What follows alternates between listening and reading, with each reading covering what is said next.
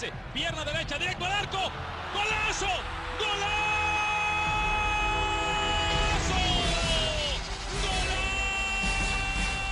The world of football with a soccer perspective. This is Soccer Today with Dwayne Rollins and Kevin Laramie, live on the Sports Podcasting Network. And good day, good night, and welcome to a special edition of Soccer Today. Welcome to everyone in California, Northern California to be quite exact. Thanks for joining me tonight in this special edition. This one is inspired by you all. What has transcended tonight at Stade Saputo needs to be talked about, and being one of the only English journalists to be there tonight, I wanted to give you my point of view and some audio of Coach Mickael Stahre of the Earthquakes. First of all, welcome. I'm Kevin Laramie. You can follow me on social media at Kev Laramie and follow our show at Soccer Today SPN. We're back Monday to Friday, 10 a.m. Eastern, 7 a.m. Pacific live every day, and you can find our podcast feed anywhere you get your podcasts. Here are the facts, people. Anibal Godoy was subbed off at the 31st minute for Fatai Alashe. Fatai Alashe was subbed off right after the beginning of the second half for Oxford. Rare we see a sub subbing another sub, but what has transpired is more complicated than this. When Anibal Godoy, first of all, Anibal Godoy did not have a good 40 minutes. Let's be clear here, but it's not what it's about. But Anibal Godoy did not have a good 40 minutes of this game. Coach Stahre was yelling at Godoy for the majority of this 40 minutes, very vocal on the sideline and very not pleased with what he was seeing in front of him. Very vocal, very animated and agitated. I could hear him, not distinctly every single word he was saying, but you could hear clearly what he was yelling at Godoy. So, 41st minute, Godoy gets subbed off. Godoy does not go to the bench, goes straight to the tunnel and into the locker room. During halftime, Fatai Alashe kept running on the pitch to what we believe was to keep fit, and we'll hear what Coach Stahre had to say about this. But from our perspective, he was running normally, not any sign of an injury in that period, just trying to make sure he was still warm. And before that, though, Alashe went to warm up around the 20th minute. Then he was called back by Stahre to go back on the bench. Then he was sent away again to get warmed up for like a minute, and he was called into the game at the 41st minute to replace Anibal Godoy. Now, second half starts.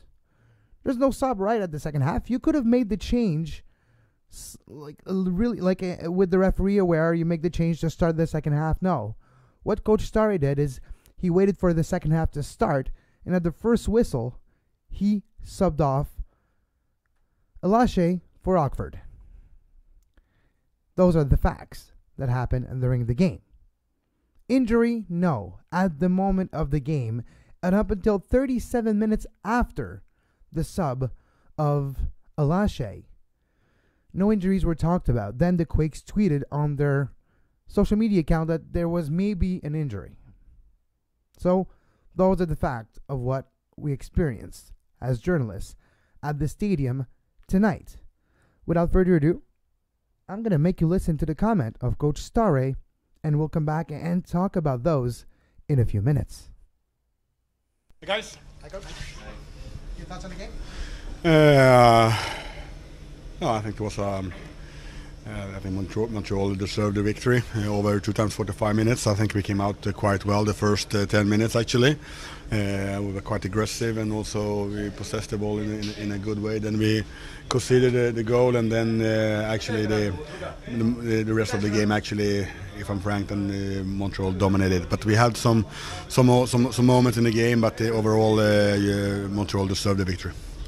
What did you like in Godoy's play in the first 41 minutes?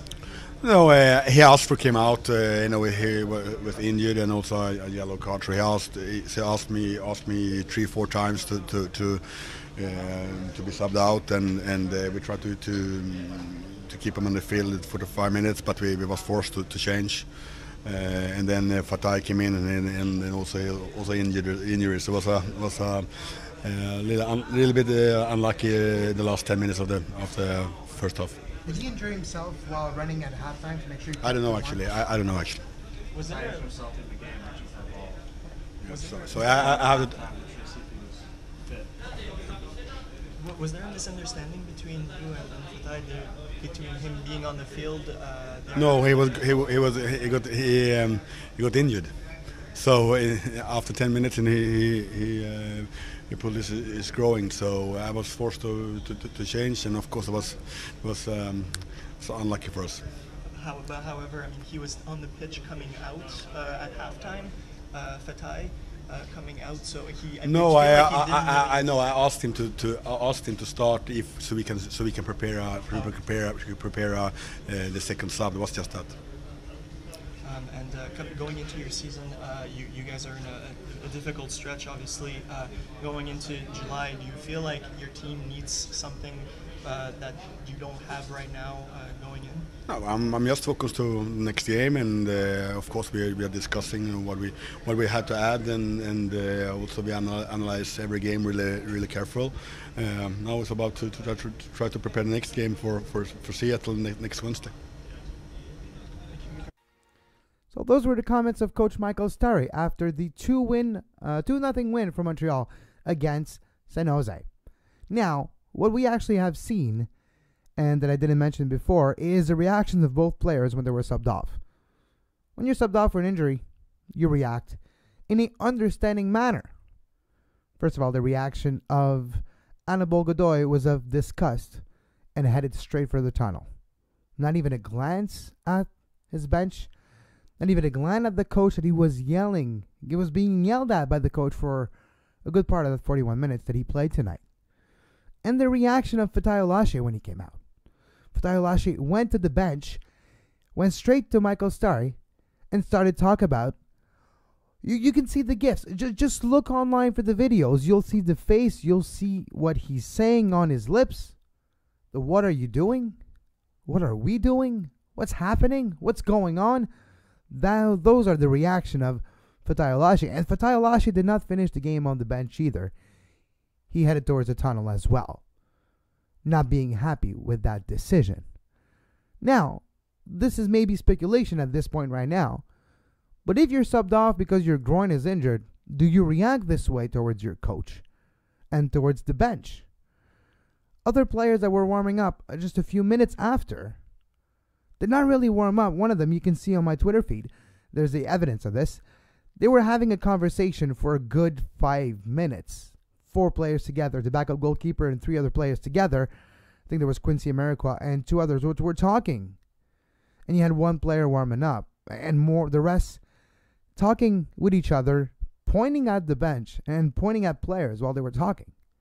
So you can only guess what their true topic of this conversation was. But we have a pretty good guess. But I'm not here to guess. I'm here to let you know my experience with this issue tonight. So, there was a long time. It took about 38 minutes for Mickael Stahre to come out of the locker room to talk. There was a meeting on the pitch with the players and Mickael Stahre that lasted about a good 7 minutes, a very heated conversation in the middle of the pitch. And then, in the locker room, there was a meeting with the players and the coaches that lasted for a long time. Then there was a meeting just with the coaches.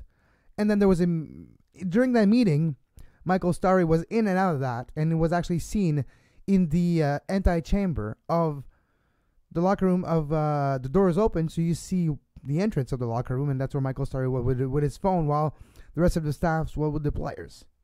And it took another 15 minutes from that point for Mickael Stahre to come out and talk to the media for about 2-minute period. Per MLS rules, usually it's 15 minutes after the game, and this was over 38 minutes after I started checking what time it was. So it might be even longer than that after the last whistle. So take of it what you want. But showing off your players like this, at this level, lack of respect that was shown, maybe on all sides, but at least on one side, is a bit disappointing. The Stahre experiment is not working. What's the decision to be made? San Jose on a tough run. It's a lost season already. Another one for San Jose, who's not filling Avaya Stadium the way they should be, with the beauty of that stadium, with the size of the market San Jose is representing, actually misrepresenting by not taking advantage of one of the biggest region in the United States of America. If you include the entire Bay Area, San Jose, San Francisco, Oakland, Santa Clara, San Mateo, and every single place is in between. This team should be bigger. This team should spend bigger. So we're not even going to talk about the mentality of the team and how it's been dwindling and not even helping how to fill this brand new stadium. No.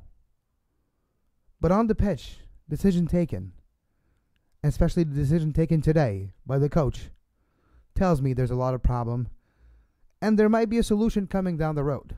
I'll be surprised if there's not a solution made before the end of next week. You know exactly what I'm saying. This is the vibe I got tonight. Hope this sheds some light on what happened today in Montreal.